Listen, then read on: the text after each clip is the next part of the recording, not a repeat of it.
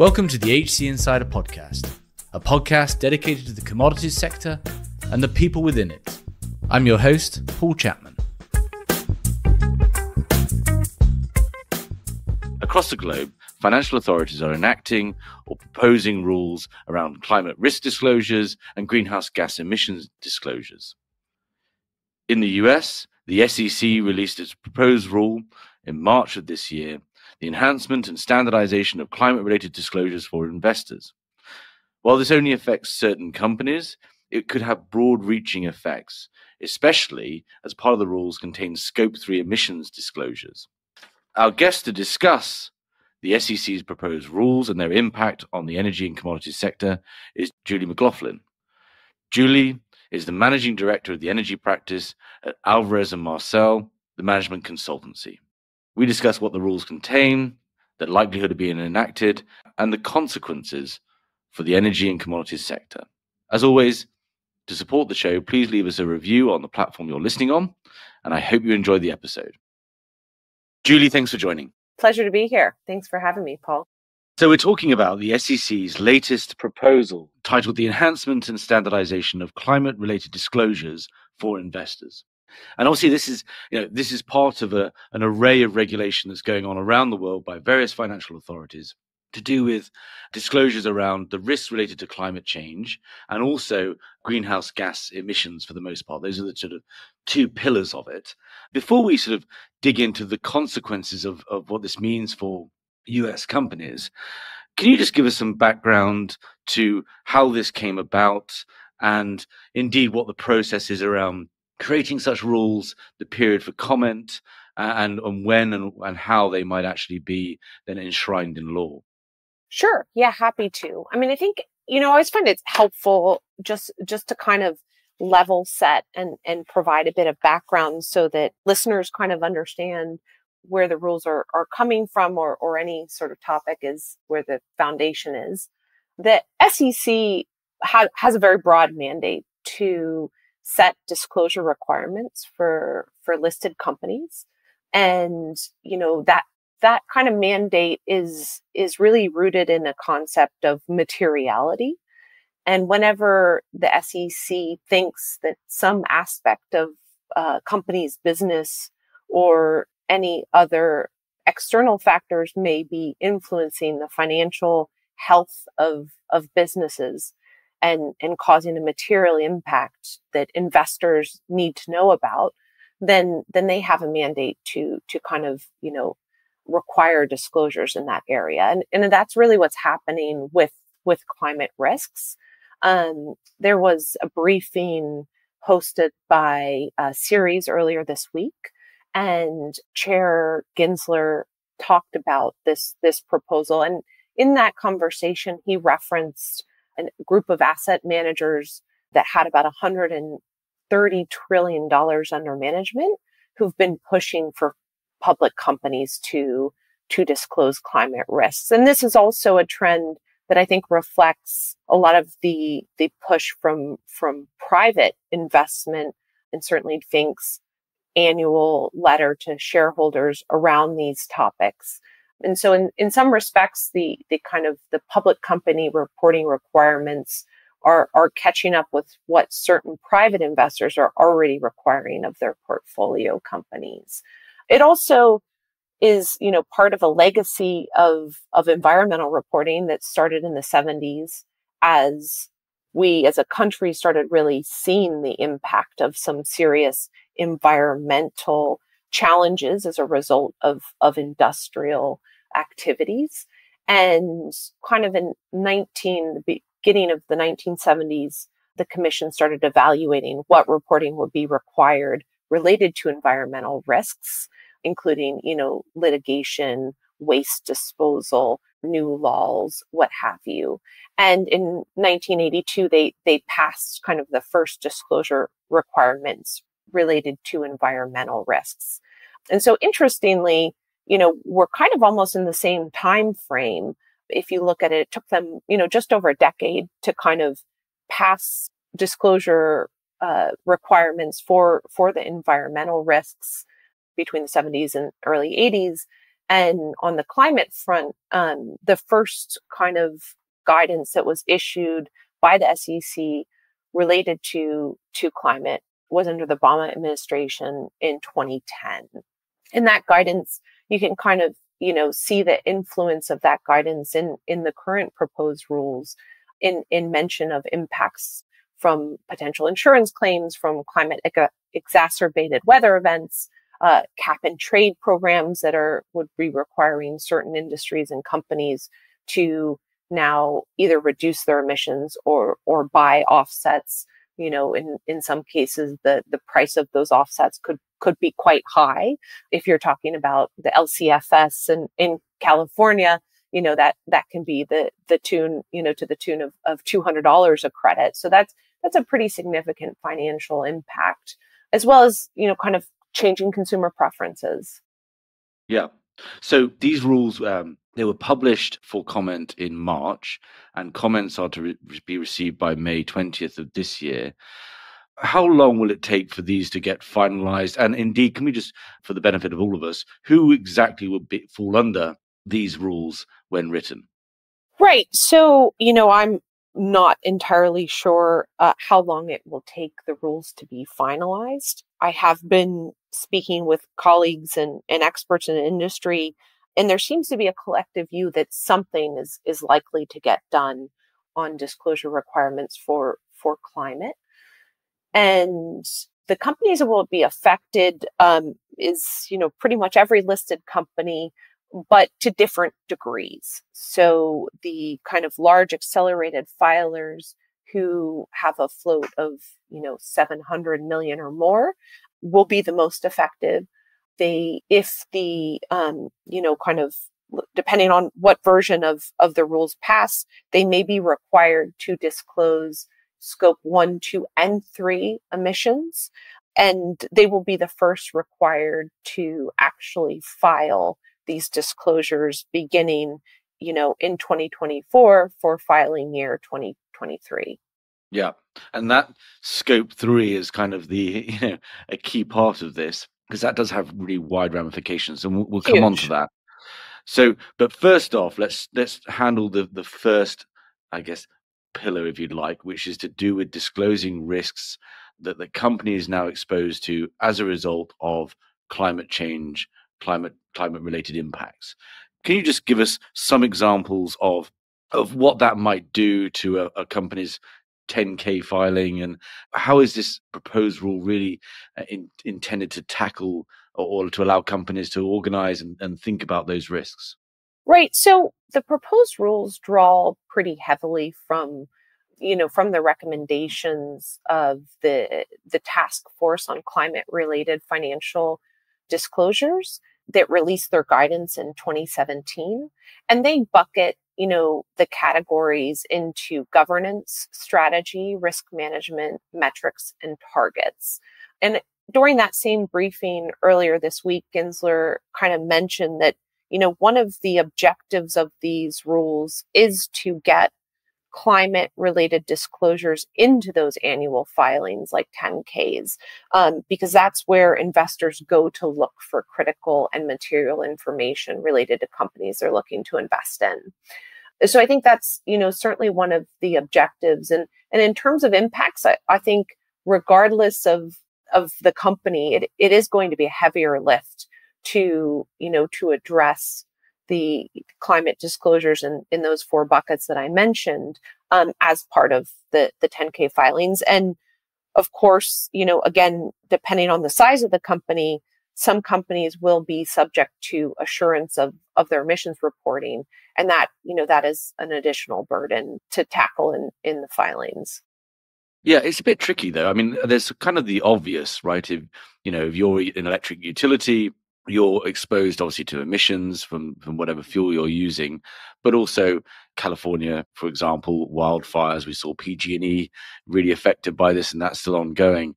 But there's also kind of like, if you're just a manufacturer of whatever product it might be, there might be products that you use, certain emissions that you have, or supply chains that you're exposed to that will be affected by climate change, but it might not necessarily be obvious right now how or also what the various products and chemicals that they're using and how they might fit into future legislation. So it's quite a challenge for companies to know, I guess, how to draw that line, if you like.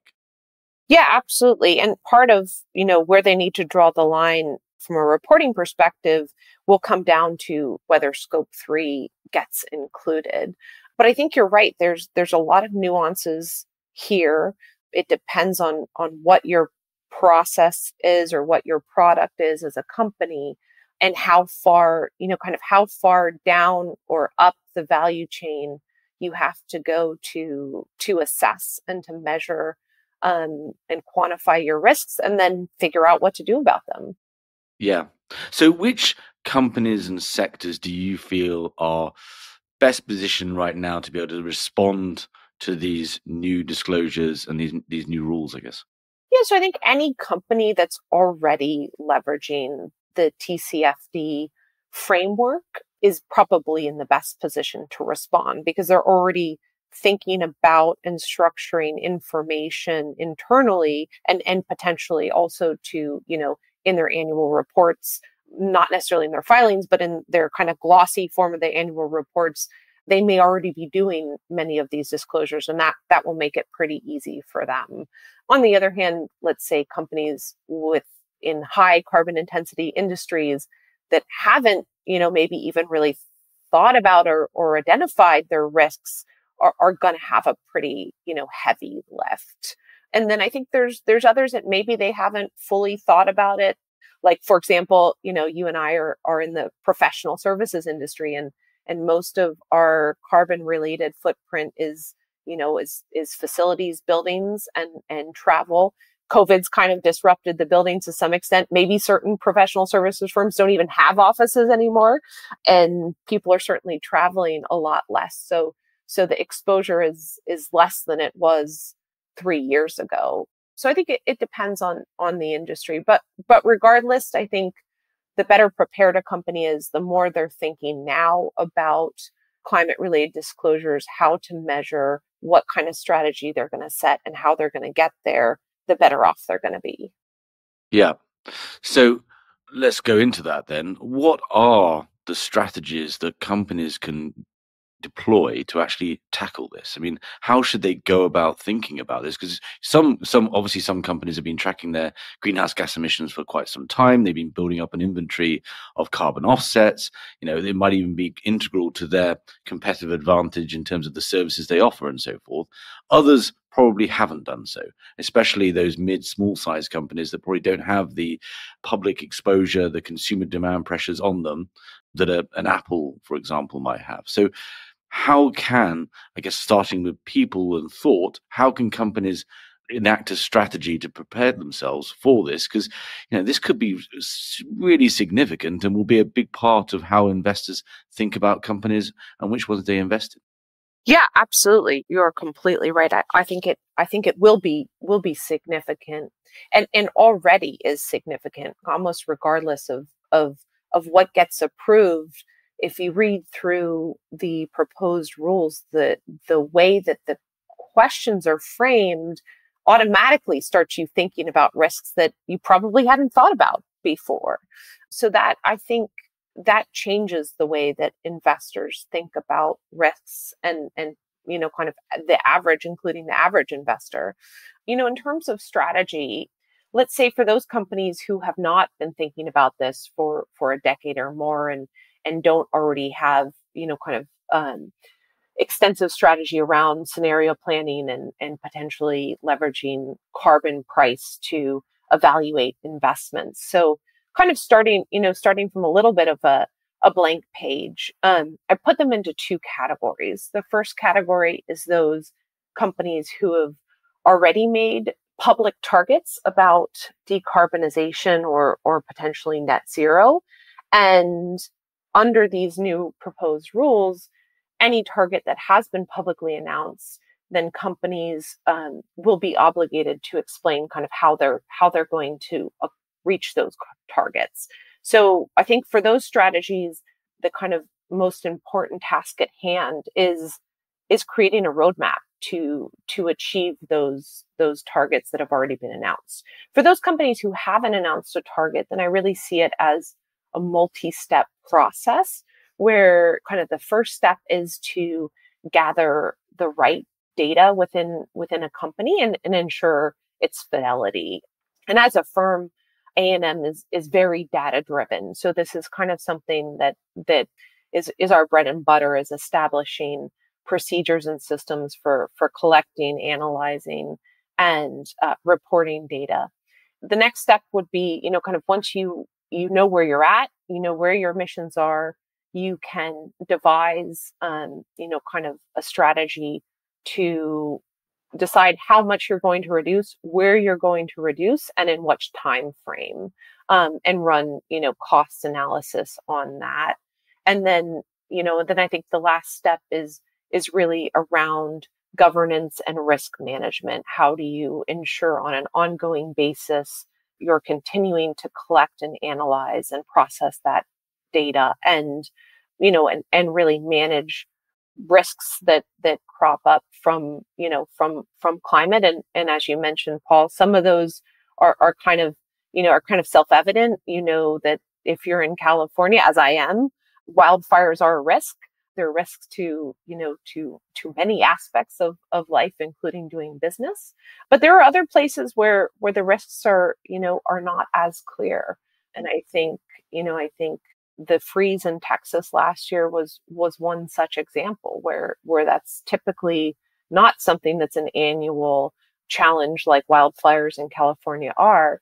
And I think we'll continue to see more of that weather volatility, and that can be really difficult to predict if it hasn't happened yet. Yeah, I think there's sort of a gravitation towards carbon. And as you mentioned, something very interesting there, companies setting an internal carbon price and using it as part of their project evaluation, even though there isn't a carbon price per se, in the US, for example. Carbon's the easy one to quantify, and greenhouse gases, it's easy to have that as a goal because you can get data on it. It's much harder, of course, as you say, to think about how else your business is exposed to climate risk, right? We're both professional services. How much of our travel is going to be interrupted due to increased climate and weather events, right? And what does that mean for us? And how risky is that? As an example, because one of the things that the report repeatedly discusses is this transition risks, which it leaves quite vague, which again, this idea of, even if this doesn't get proposed, essentially a regulator has highlighted risks that any board should now be aware of and be asking of the organization, irrespective of whether these risks are, the rules are actually approved. But yeah, what are these transition risks? Can you talk about that a bit?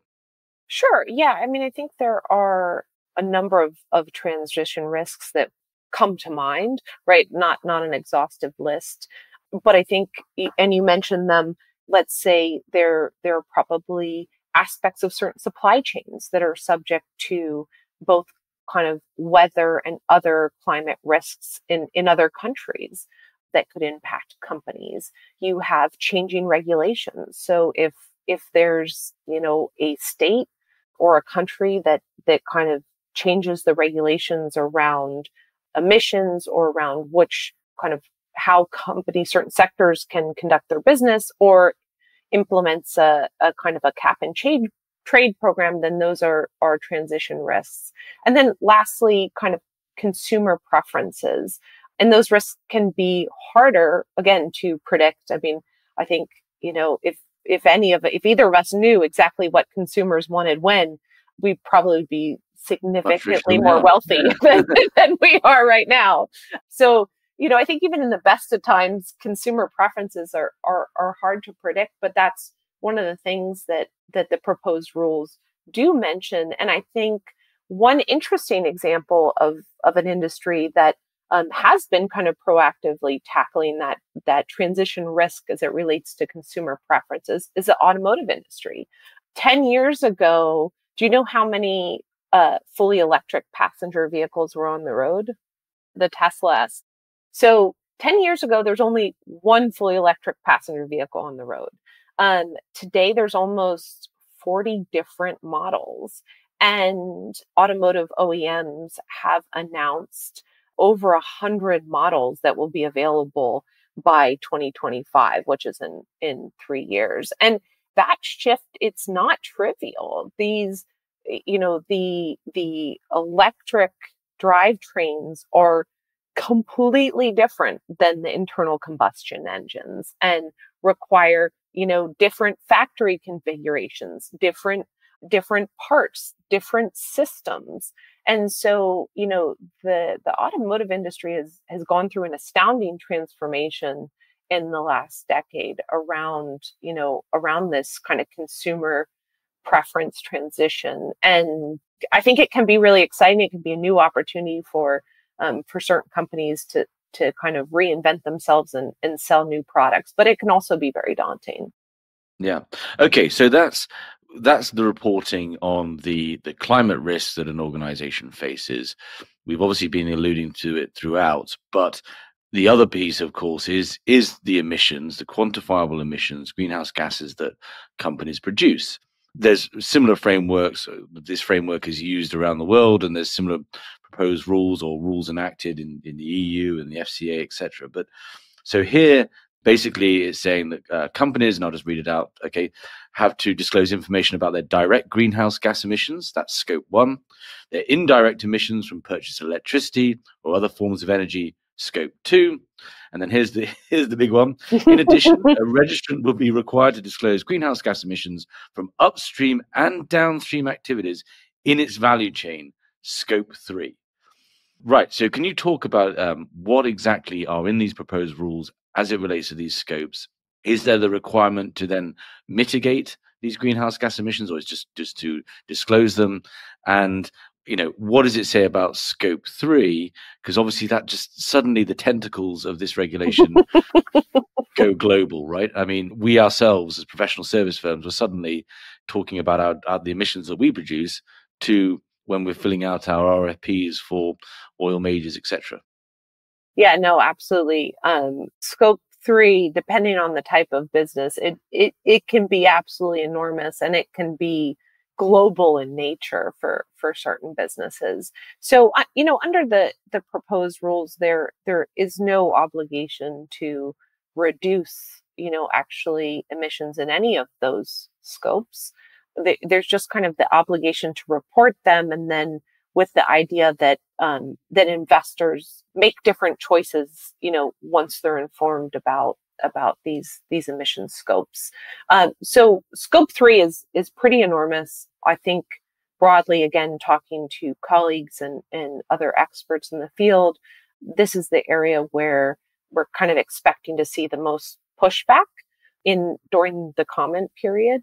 So it's hard to, I think it's hard to predict what will get done related to scope 3, in the final rules. But yeah, for certain companies that have a global supply chain, global distribution chain, getting a handle on scope 3 is a pretty significant undertaking and will require very active management of all of those buckets that I mentioned, measuring strategy, setting up governance, and then managing risks. Yeah. It probably is a combination of, some concerted strategy on the front end, establishing processes. And then I think most likely, we're going to need some technical solutions as well, and including potentially AI driven, because some of this data, again, is going to be enormous, difficult to collect, and, kind of unwieldy to manage it if you happen to have kind of a global scope. Mm. But once again, well, I guess the intent here is that by companies providing this information to potential investors, it's either going to add a premium or a discount, when you're comparing like for like within an industry, and one has a much larger footprint and across these scopes than another, right? That's the general intent at this stage. But of course, that sunlight on this topic will no doubt then either, investors at the very least will demand, look, these things now need to be managed and tackled. You need to have offsets, all these kind of things as well. So it would have a cascading result, even by just disclosing 1, 2, and 3. Yeah, I think it could. I think also I think certain investors, certainly like sophisticated investors recognize that there are going to be certain emissions in the value chain that are going to be difficult for a company to control. So I think there's an educational piece and an information piece that probably goes along with these disclosures for the broader investor community, and in really figuring out, okay, what aspects of these disclosures as an investor would I use to measure a company, to decide, whether a company is at risk financially, as they relate to kind of their emissions reductions and climate strategy. Are there certain sectors or aspects of certain sectors that are particularly challenging to manage, or that there aren't alternatives, right? If you are, let's say, making a specific electronic, and there's kind of certain minerals or metals that go into that, and like there may just not be too many alternatives of supply. So I think the devil's in the details, and that we're increasing the burden not only to companies in terms of their disclosures, but also to investors and in learning more about that. And that's actually pretty exciting, I think, from, having been in the kind of the clean energy transition sector my entire professional career. It's kind of exciting that everybody's thinking about this now and learning more about it, and that it's suddenly not the most boring topic at a cocktail party. And we were on this path from it being your social license to operate, let's say that, to your license to operate, right?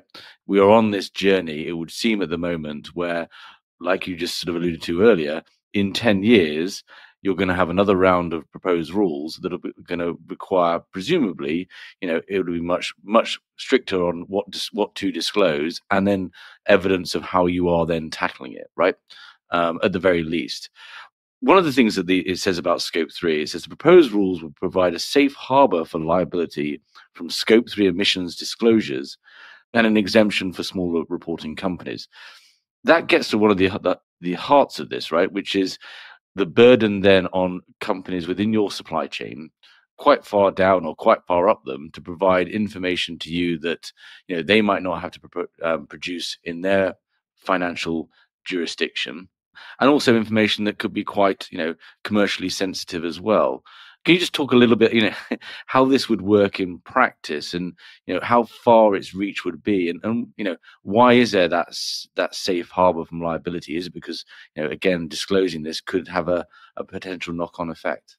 Yeah, I mean, I think the short answer is that I don't think we know the full impact in terms of these proposed rules yet.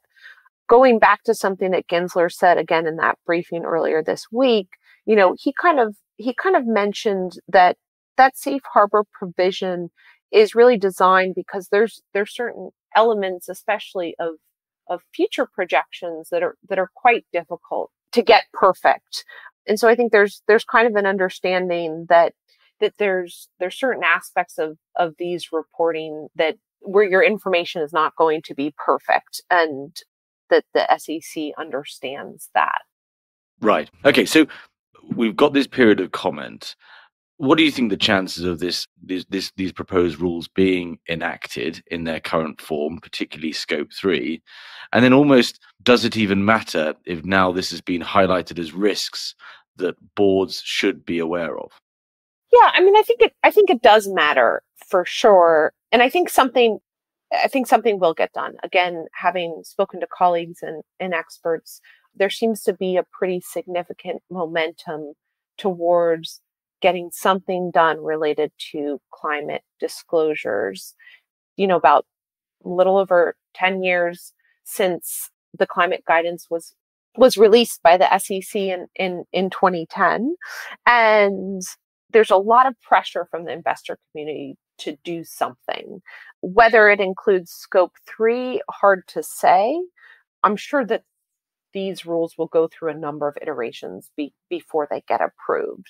And then in terms of having an impact, even if they do not get approved, which like I said, I think something will get done.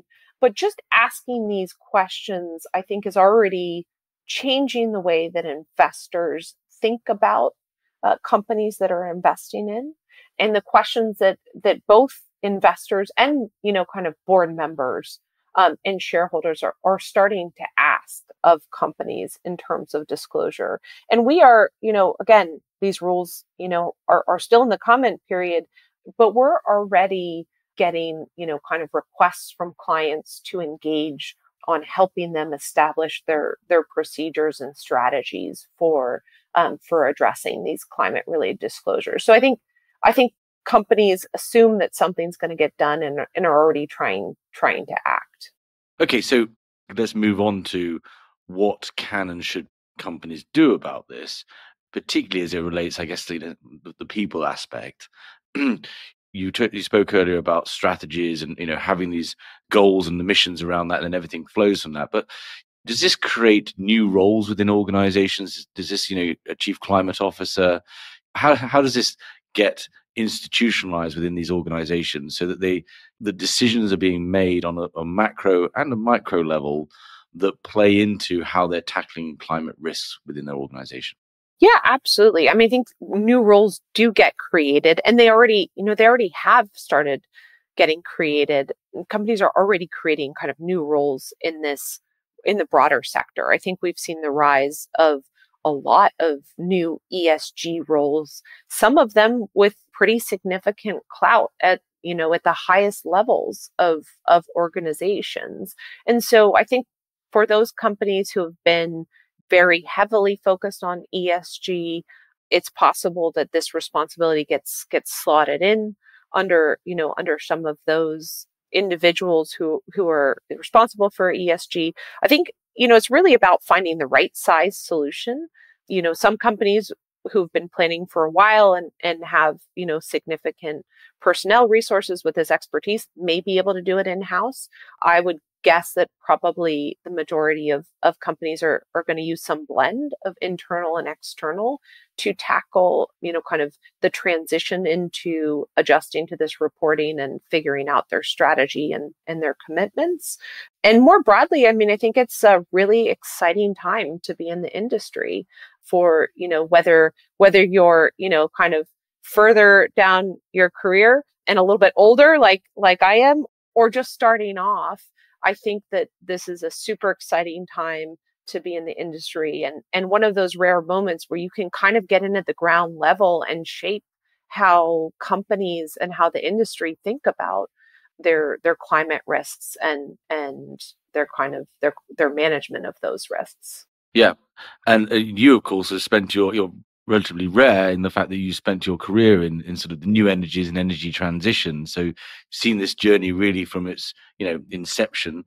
I guess in the context of the energy producers, the energy sector itself, which organizations are going to find a competitive advantage in this? Is this going to give those organizations that have been focused on this topic and have strategies in place and are further ahead, do they get a competitive advantage now by that because of these disclosures rules?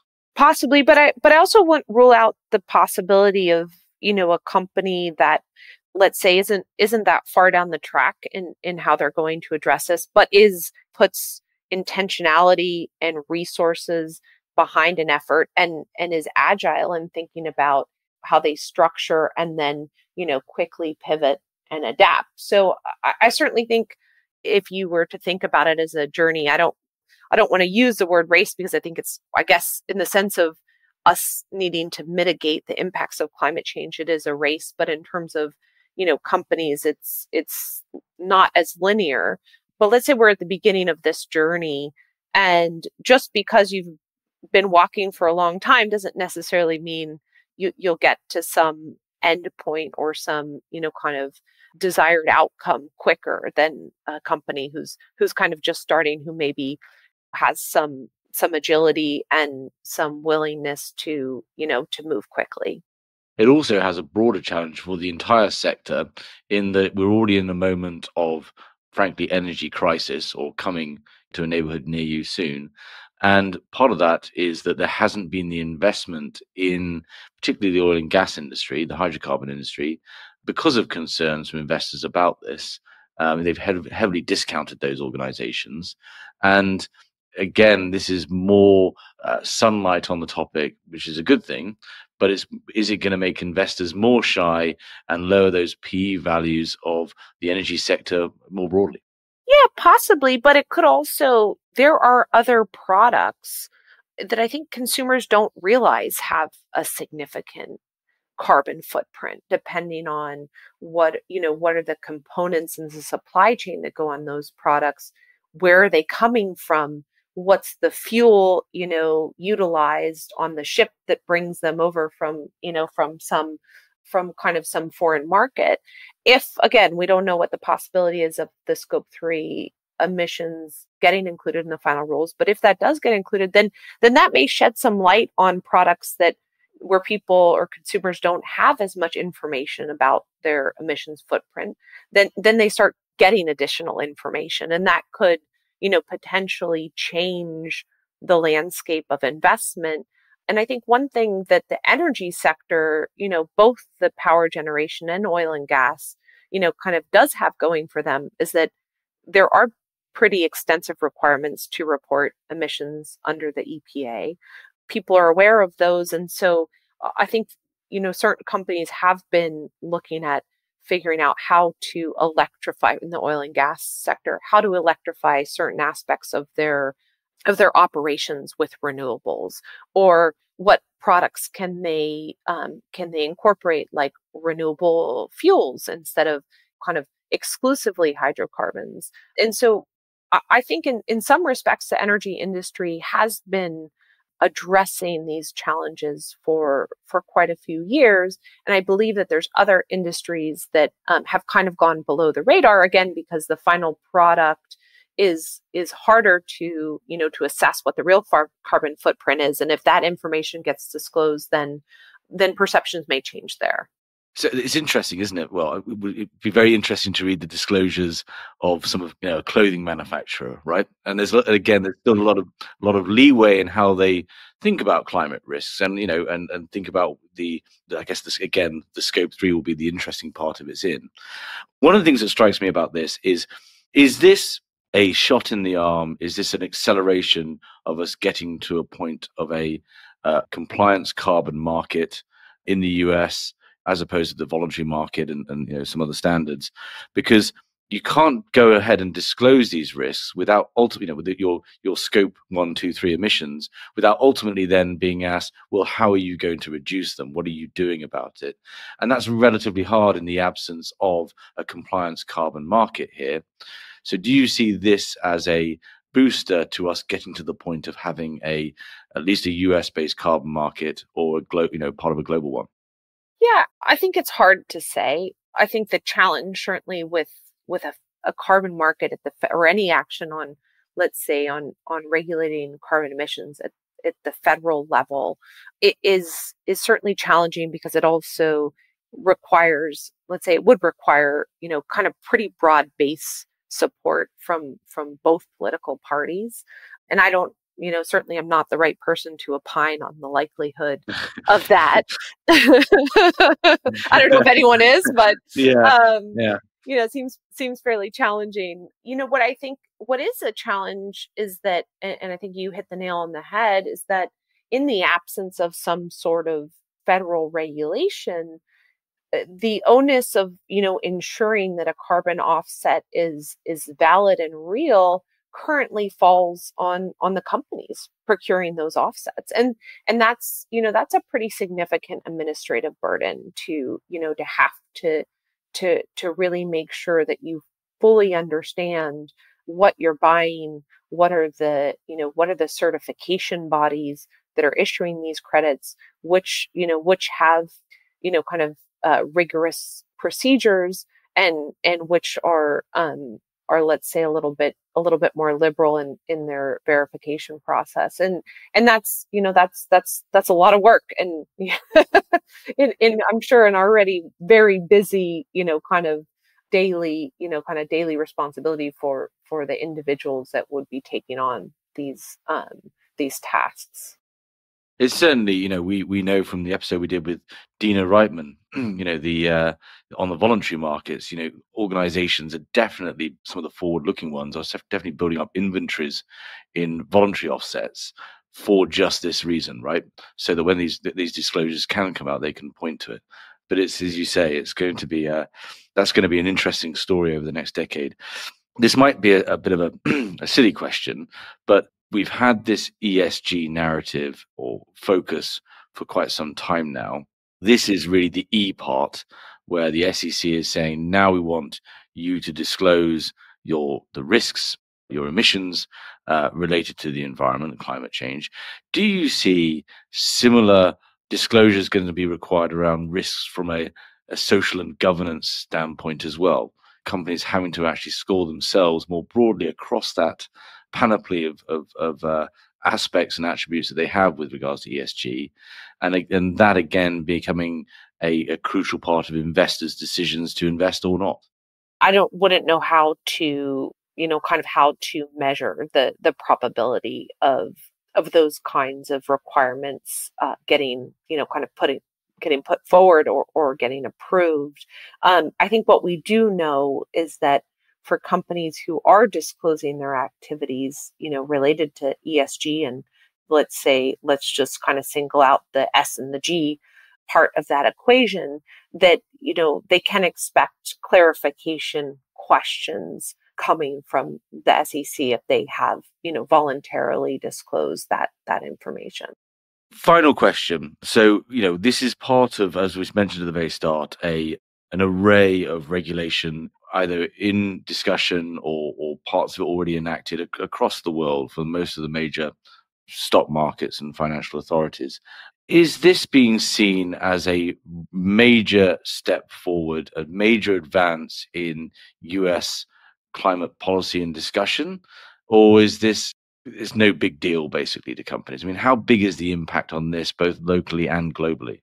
Yeah, I think it depends on the company, right? I think, companies that have, let's say, operations in Europe, I think many of them have been expecting some sort of action to follow in the US. Other companies, especially, let's say, some of the smaller, smaller companies are probably not as clued into what's happening on the global stage if they're, let's say if they're only operating in one or two states. I think there's probably a broad range depending on, size and scope and sector. Yeah. Well, it's been a fascinating discussion. We'll hopefully have you back on once we've got some clarity over the rules and which ones have actually been enacted and how they're starting to play out in those first few disclosures. Because I think that would be I think we'd all be comparing the Teslas to the GMs and seeing that story. That'd definitely be fun. That would, I think that would be quite interesting. But it's fascinating to see what certain companies have essentially been self-mandating and talking about and disclosing, preparing for, and others that haven't. Now seeing this becoming part of law, and we're on again that sort of march from sort of social license to operate, which is far more impactful on those companies that have interact with the consumers, are able to put pressure on them. But we're now starting to see this affecting every company, and eventually it will become a significant risk and potentially their license to operate, full stop. Absolutely. Well, it's been a real pleasure speaking with you, Paul, and I also look forward to seeing what what gets passed and how companies respond. And like I said, if nothing else, it's a very interesting time to be in the industry, and I hate being bored, so I'm enjoying all the dynamics and the opportunity to really set the stage for the future. Thank you for listening. If you enjoyed this episode and want to support the show, please give us a positive review on Apple Podcasts or Spotify. To find out more about HC Insider and Human Capital, a search firm dedicated to the commodities sector, go to www.hcinsider.global, where you'll find more original content on the commodities sector and more details on our offering as a search firm and our locations around the world. Thanks again for listening.